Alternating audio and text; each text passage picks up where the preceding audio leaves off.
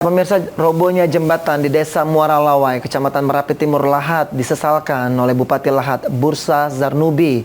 Ia dengan tegas mengatakan bahwa agar meminta angkutan batubara untuk sementara ini di stop dahulu.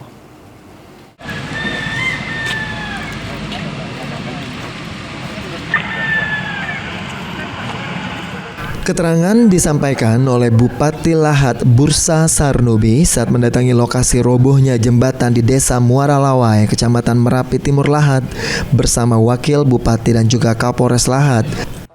Dengan tegas, Bupati Bursa Zarnubi menyampaikan jika truk batubara sementara saat ini stop dahulu karena jika nantinya masih melintas, bisa-bisa jembatan akan roboh lagi.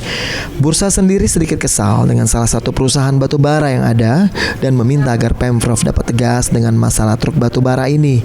Selanjutnya, menurut Bursa, pemerintah Lahat akan mengajukan class action dan akan memproses robohnya jembatan ke ranah hukum. Bisa, kita akan bikin class action, baru ingat.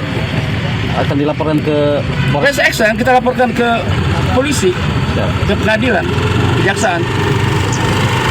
Artinya mereka harus bertanggung jawab di sini. Iya, tanggung jawab. Nanti saya akan sarankan NGO untuk bikin class action. Menuntut semua penambang batu-batu ganti kerugian rakyat. Ini rugi rakyat, saya juga rugi macet tadi. Sementara itu terkait dengan robohnya jembatan di Desa Muara Lawai, Korem 044 Garuda Dempo akan segera berkoordinasi dengan Pangdam 2 Sriwijaya guna menerjunkan batalion Zipur.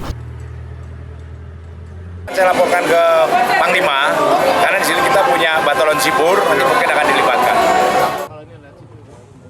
Selain itu, menurut Danrem, dirinya akan segera turun ke lapangan untuk mengecek langsung kondisi jembatan yang roboh. Tim Liputan PAL TV.